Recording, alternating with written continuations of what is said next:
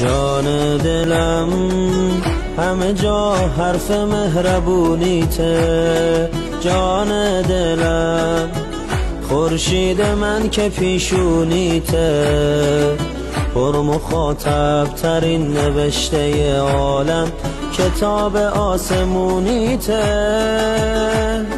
جان دلم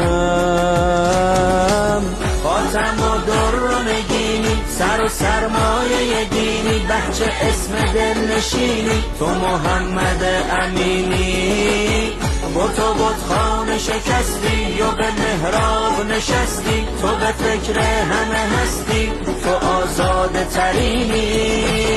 صلواتت مثل آب رو آتیشه، کسی که بشناسه تو رو عاشق میشه.